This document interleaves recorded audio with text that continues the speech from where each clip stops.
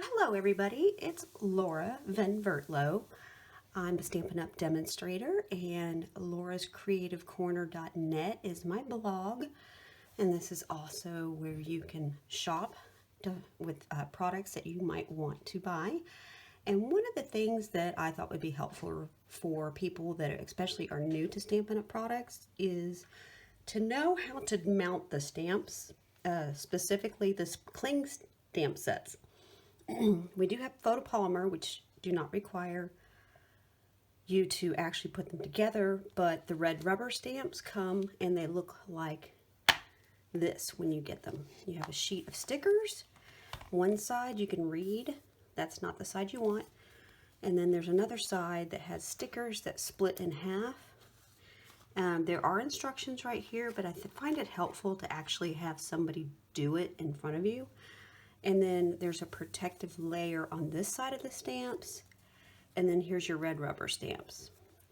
So I just wanted to show you what they look like before you do anything. I went ahead and mounted most of these, and I want to mount a couple for you today. And here I have that piece of rubber, which I used to keep before we had the cling mount. And I would attach it to the inside, and then that way I would know where the stamps go and if there was one missing. Unfortunately, I have not found a use for those, and I did not want to have a whole bunch of red rubber laying around, because when you're addicted to stamping, you start collecting way too much stuff. But anyway, that's for another episode. What I'm going to do is set this to the side, and I'm going to grab this right here, and we're going to peel that protective layer off the back. It's not sticky yet. What is sticky is this. When you pull this up, it is super sticky on both sides, so you want to be sure that you have a dark surface. I find it easier when there's a dark surface as opposed to like a white grid paper I used to do. I'm able to aim better.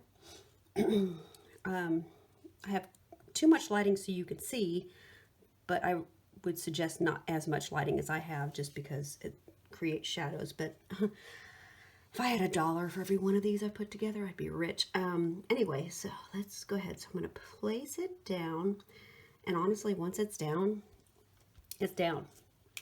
A couple times I have been able to peel them up, but chunks of the backing will come out. All right, so you see how it's halfway there. I'm going to place my thumb here, because when I pull this back to grab this side, it tends to stick to itself. And since it's super sticky, you don't want that to happen. And then I just slowly pull this way, and it's put together. And then I put it over here, and then I'm going to do one more, and then I'm going to show you what I do with this sheet that is similar to what I did with the red rubber. So I'm able to tell what stamps are missing, and to me it's just helpful, because there's days I use 2, 3 stamp sets for a project, and I like to know where they go. So I'm going to pull it up, and there you have it. And then I'm going to peel it. I got my thumb there, and there you go.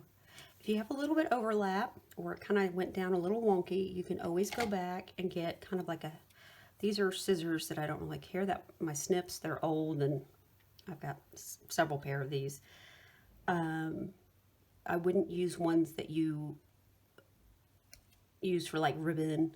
I have specific paper snips, specific ribbon scissors, and then I call these the all-purpose ones now. Anyway, so here we go. We've got all that done. And then I'm going to put these all over here now. And if these ever get stuck down to your blocks, or here, you can always just kind of lift it up. This is the take your pick tool. It's really a handy little tool to have around, because you have a sharp point tip here, and you twist it, and then you have a little mini spatula. It also comes with a sequin picker-upper that goes on this side, and this is a separate brush tip. that's a separate purchase on its own. But there's a sequin picker upper, and then you have a stylus attachment as well that has a small little ball and a bigger ball for your different thickness of cardstock. But in this case, it's very helpful when these are kind of brand new and they haven't gotten a little bit of lint on them, so they're not so super sticky.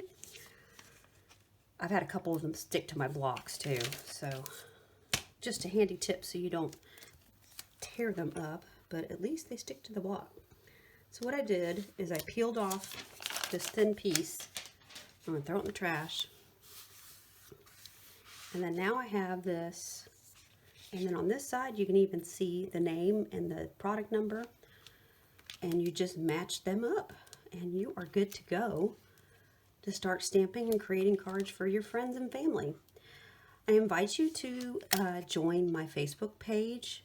I have Laura's Creative Corner, and then I have a VIP page where I'm going to start doing Facebook Lives, and that is Laura's Creative Corner Craft Addicts page. All you have to do is submit that you want to come in, and there's a couple questions that'll help me better, and then we can all get creating together. I hope you enjoyed seeing how to put this together, and again, here are where to find me, and have a wonderful day.